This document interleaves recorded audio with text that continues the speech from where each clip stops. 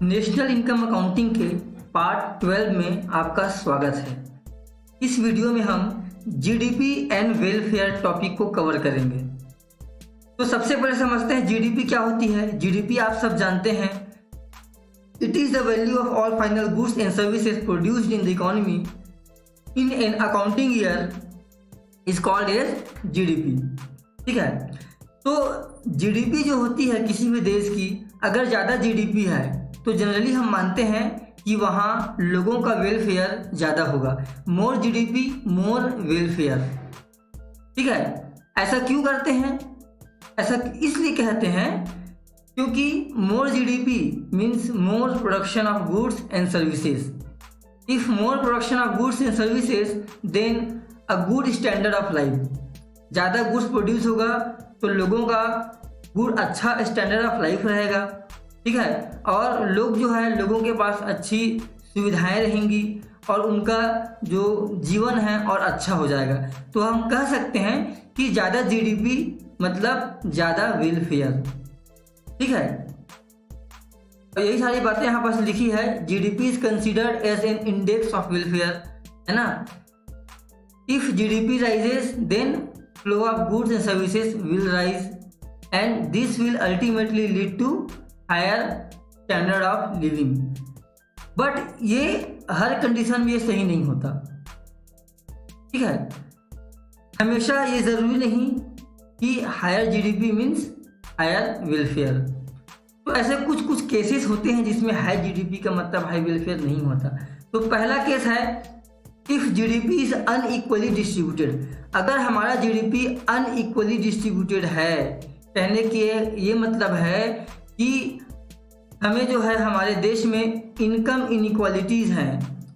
यानी कि आप देखे होंगे कि हमारे देश में rich are become more richer, poor are becoming more poorer. ऐसा क्यों हो रहा है? ऐसा इसलिए हो रहा है कि जो जीडीपी का जो डिस्ट्रीब्यूशन है ना, कुछ लोगों के पास बहुत सारी सुविधाएं हैं लेकिन कुछ लोगों के पास सुविधाएं नहीं हैं।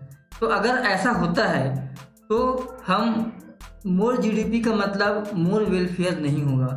ठीक है, तो कहने का मतलब है कि अगर जीडीपी इज डिस्ट्रीब्यूटेड इक्वली, यानी कि इक्विटेबल डिस्ट्रीब्यूशन होगा, तभी more GDP will lead to more welfare. Second condition है if the composition of GDP has more of different goods. अगर जीडीपी बढ़ा है या जीडीपी ज़्यादा है लेकिन वो किसके वजह से है? Defence goods. ठीक है, देश में डिफेंस गुड्स के वजह से जीडीपी अगर बढ़ा है तो वेलफेयर नहीं होगा। क्यों नहीं होगा? क्योंकि जीडीपी अगर आपके कंज्यूमर गुड्स की वजह से बढ़ा है ना, कंज्यूमर गुड्स या कंज्यूमर सर्विसेज, तभी हम मानेंगे कि जीडीपी की वजह से वेलफेयर होगा। क्योंकि डिफेंस गुड्स की वजह से वेलफेयर लोगों का भलाई नहीं होता। ठीक है, क्योंकि ये सारे गुड्स वॉर के टाइम पे काम आती हैं। ये आपके स्टैंडर्ड ऑफ लिविंग को नहीं बढ़ाएगा, ये आपके खान पान को, लाइफ स्टाइल को नहीं बढ़ाएगा। ठीक है, अगला कंडीशन होता है जिस कंडीशन में more GDP will not lead to more welfare is if non monetary transaction exist. अगर इकोनॉमी में नॉन मॉनिटरी ट्रांजैक्शंस, यानी कि बिना पैसे, जैसे कि गांव में क्या होता है, जैसे आपने किसी के यहाँ काम किया तो उसने आपको बदले में राइस में या वीट में भुगतान कर दिया, तो वहाँ पास क्या हुआ? पैसे का लेन देन नहीं हुआ। तो पैसे का लेन देन नहीं हुआ तो ये जो ट्रांजैक्शंस हैं ये आपके जीडीपी में कैलकुलेट ही नहीं होगा। तो जीडीपी में कैलकुलेट ही नहीं होगा तो फिर आपका जीडीपी कैसे बढ़ेगा? ठीक है, तो अगर नॉन मॉनेटरी ट्रांजैक्शंस होंगे तो क्या होगा? आपका जीडीपी बढ़ेगा, है ना। कहने का मतलब है जीडीपी अगर बढ़ेगा तब भी आपका वेलफेयर नहीं बढ़ेगा। क्यों? क्योंकि ये ट्रांजैक्शंस काउंट ही नहीं हुए, because it is out of monetary system of exchange. ठीक है, चौथा जो कंडीशन है वो है if there are more negative externalities. Externalities का मतलब होता है गुड और bad impact of an activity, किसी भी एक्टिविटी का गुड और बैड इम्पैक्ट। ठीक है, तो हम सपोज विकास कर रहे हैं, हमारा जीडीपी बढ़ रहा है, लेकिन उसके साथ साथ पोल्यूशन भी बढ़ रहा है। ठीक है, बीमारियां बढ़ रही है, जो कि एक नेगेटिव एक्सटर्नैलिटीज है। तो आप सोच के देखिए, क्या उसका तो उस कंडीशन में क्या वेलफेयर बढ़ पाएगा? नहीं। जीडीपी बढ़ रहा है, लेकिन साथ ही साथ अगर निगेटिव एक्सटर्नैलिटीज भी बढ़ने लगेगा तो उस कंडीशन में आपका जो वेलफेयर है वो नहीं बढ़ेगा। ठीक है, तो ये 4 कंडीशंस हैं। इन चारों कंडीशंस में these are the exceptions in which more GDP may not cause more welfare.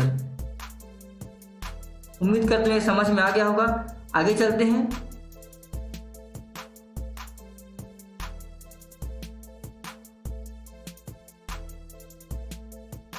आगे समझते हैं इंपॉर्टेंस ऑफ रियल जीडीपी। ठीक है, अब देखिए यहाँ पास नॉमिनल जीडीपी क्यों नहीं है। नॉमिनल जीडीपी उतना इंपॉर्टेंट नहीं होता जितना कि रियल जीडीपी होता है, क्योंकि रियल जीडीपी में हमको रियल ग्रोथ समझ में आता है। ठीक है, तो रियल जीडीपी का क्या इंपॉर्टेंस है? पहला इंपॉर्टेंस है इट शोज अ चेंज। ठीक है, it shows a change in the availability of goods and services. ठीक है, अगर जीडीपी बढ़ रहा है, इसका ये मतलब है कि उस देश में गुड्स एंड सर्विसेज का प्रोडक्शन भी बढ़ रहा है। ठीक है, जब गुड्स एंड सर्विसेज बढ़ेगा तो सिंपल सी बात है, वो चेंज जो है वो दिखेगा ही। ठीक है, तो it shows a change in the availability of goods and services. Second जो बात है वो है it shows a change in the level of economic development. भाई आपका गुड्स एंड सर्विस बढ़ेगा तो सिंपल सी बात है, कब बढ़ेगा? जब प्रोडक्शन बढ़ेगा। जब प्रोडक्शन बढ़ेगा तो प्रोडक्शन क्या है? प्रोडक्शन एक इकोनॉमिक एक्टिविटी है। प्रोडक्शन बढ़ेगा तो आपका कंजम्पशन बढ़ेगा, कंजम्पशन बढ़ेगा तो एक्सचेंज बढ़ेगा, डिस्ट्रीब्यूशन बढ़ेगा। तो इस प्रकार से अगर आपका जीडीपी बढ़ रहा है, इसका ये मतलब है it shows a level of a change in the level of economic activities. और थर्ड आपका है it facilitates inter regional and international comparison. जो रियल जीडीपी है वो आपका इंटर रीजनल और इंटरनेशनल कंपैरिजन में हेल्प करता है। यानी कि अगर हमको अमेरिका और इंडिया के जीडीपी का जो है कंपैरिजन करना हो तो हम रियल जीडीपी को लेंगे।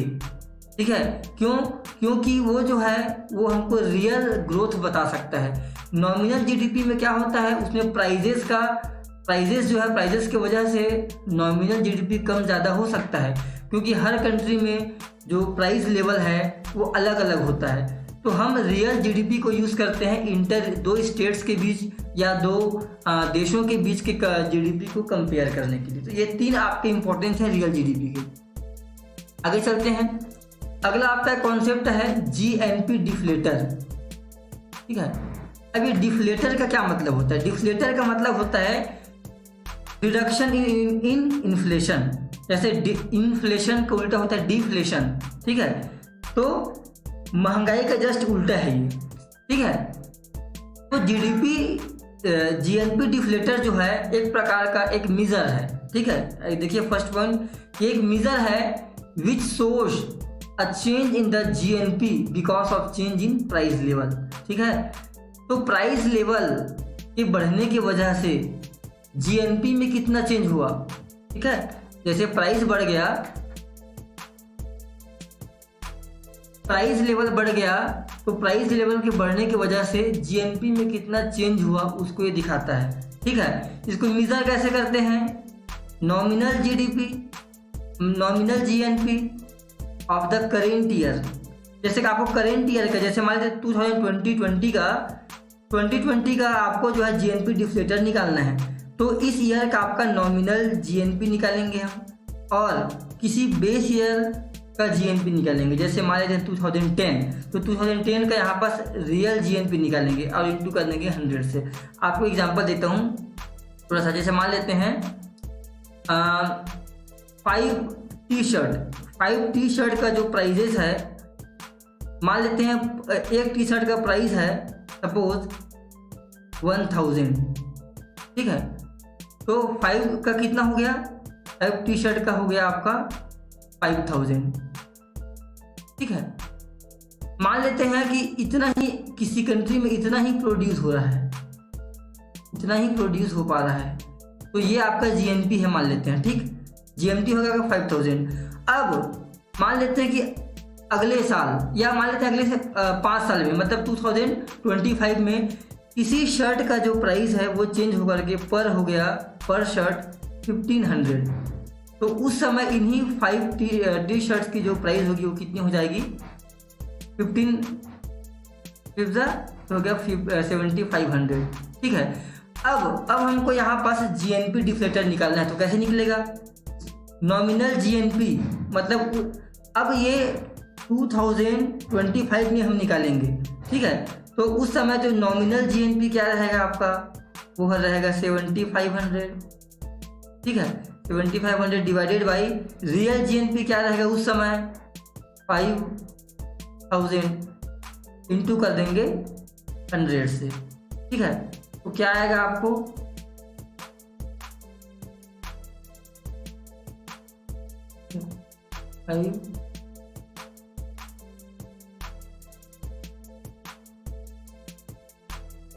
150, ठीक है। 150 कहने की मतलब है कि 5000 का आप देखिए चेंज कितना हुआ यहाँ पास, 7500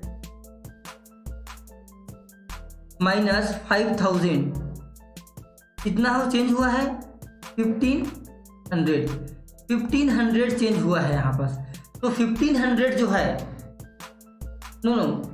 सॉरी 2500 चेंज हुआ है। तो 2500 जो है वो 5000 का कितना परसेंट है, वो है 50%। समझ में आ रहा है। तो यहाँ पर हम कह सकते हैं कि जो जीएनपी है वो 50% चेंज हुआ है। गुड्स एंड सर्विसेज के प्राइस में चेंज होने की वजह से जीएनपी जो है 50% चेंज हुआ है। तो ये आपका हो जाएगा जीएनपी डिफ्लेटर, ठीक है। तो ये हम इसी प्रकार से, तो एक क्या नापता है, जीएनपी डिफ्लेटर ये बताता है कि प्राइस में चेंज होने की वजह से जीएनपी में कितना चेंज हुआ है। और सेम ऐसे ही हम जीडीपी का भी निकाल सकते हैं, जीडीपी का, ठीक है। तो बच्चों इस चैप्टर में बस इतना ही, ठीक है। आशा करता हूँ कि आपको पूरा चैप्टर समझ में आया होगा। अगर कोई आपको डाउट है तो आप नीचे कमेंट कीजिए, हो सके तो मैं उसको रिप्लाई ज़रूर करूँगा, ठीक है। और बाकी अगर आपको वीडियो पसंद आए तो लाइक और शेयर जरूर करें, और इसी प्रकार से वीडियोस देखने के लिए चैनल को सब्सक्राइब जरूर करें। Thank you very much.